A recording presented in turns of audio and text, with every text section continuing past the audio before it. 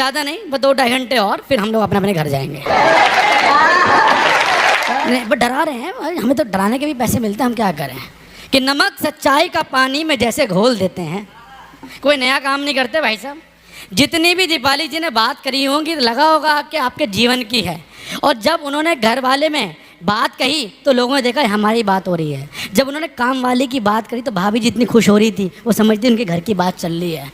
जितनी बातें हैं वो केवल आपकी ही बातें हैं। तब 4 पंक्ति कहता हूँ कि नमक सच्चाई का पानी में जैसे घोल देते हैं, जुबान पर सबके ताले हैं जिन्हें हम खोल देते हैं, और फ़र्क बस इतना है तुम में और हम में मेरे यारो कि तुम जो दिल में रखते हो उसे हम बोल देते हैं, उसे हम बोल देते हैं, उसे हम बोल देते हैं। भाई साहब आवाज़ तो जैसा होता हम तो वो सुना देते हैं, कोई बड़ी बात नहीं होती इसके हाथ में।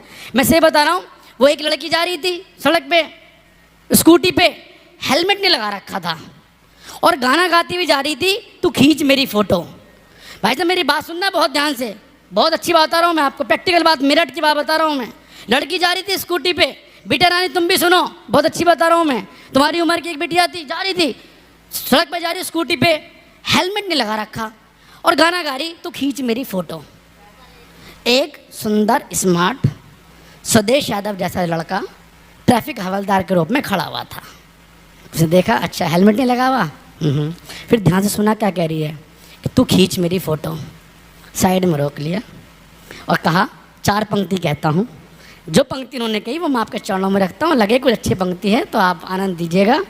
उसने कहा कि मोहब्बत का एक फरमान तेरे घर भेज दिया है, कि मोहब्बत का एक फरमान तेरे घर भेज दिया है, और लिखकर दिल का भी अरमान तेरे घर भेज दिया है, और बड़ी शिद्दत से तू बोली थी मेरी खींच दो फ़ोटो, कि बड़ी शिद्दत से तू बोली थी मेरी खींच दो फ़ोटो, तो फ़ोटो खींच के चालान तेरे घर भेज दिया है, तेरे घर भेज दिया है, तेरे घर भेज दिया है।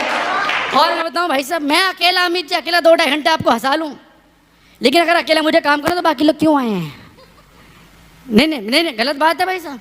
नहीं, ये फ़ोन करके आप जा रहे हो मेरी पकड़ में, नहीं ये तरीका है। हाँ नहीं, रोक के रखेंगे हम, ये सेटिंग करके जा रहे हैं। हमने कहा पहले मैं जाऊँगा फिर तुम आना, मैं जानता हूँ मेरे साथ को। नहीं, हम जाने नहीं देंगे, प्रॉपर्टी यहीं रखी हुई है, आप कैसे जाएँ? मैं पंक्ति कह, मैं एक कवि जो बनारस की धरती से हमारे बीच में आए हैं, बड़े प्यार, बहुत दूर की यात्रा करके आए हैं, पूरी रात यात्रा करी तब हमारे मेरठ की सरजमी पर आए हैं। मैं चाहता हूं मेरठ क्लब के बड़े लोग एक प्यारे बालक को कितना आशीर्वाद देंगे, मैं जानना चाहता हूं।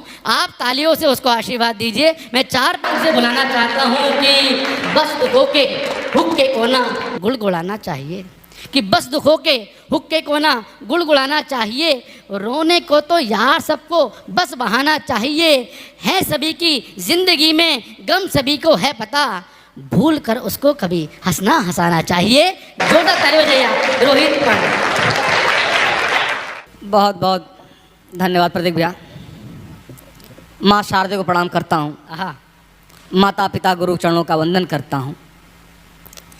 प्रतीक भैया के रूप में और आपके रूप में बहुत समृद्ध मंच है, सबको प्रणाम करता हूँ, और आप सभी समृद्ध श्रोता को प्रणाम करता हूँ, बारंबार प्रणाम करता हूँ। और मैं बनारस की धरती से आया हूँ, और हमारे भगवान शंकर हास्य के ही देवता हैं, और उनकी पूजा मानो हृदय को प्रफुल्लित कर देती है। लेकिन हमारी पूजा भी ऐसी होती है कि मैं बताऊँ, बहुत ही अजब शहर है मेरा, बहुत ही अजब शहर। अगर आप विसंगतियाँ देखेंगे तो भगवान शंकर के गले में पड़ा सर्प और उनके पुत्र कार्तिकेय जी का वाहन मोर, दोनों एक घोर दुश्मन हैं लेकिन साथ रहते हैं परिवार में। माँ पार्वती जी का वाहन शेर और भगवान शंकर का वाहन नंदी घोर दुश्मन हैं, साथ रहते हैं परिवार में। भगवान शंकर के गले में सर्प और भगवान गणेश जी के वाहन मूषक जी घोर 2 शत्रु हैं, पर एक साथ रहते हैं परिवार में।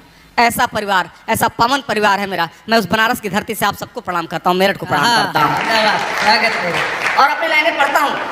चल गया है पता सबको परिवार में, वाह वाह वाह वाह वाह, चल गया है पता सबको सबको परिवार में, इश्क में हूँ पिटा हाँ मैं तो बाजार में।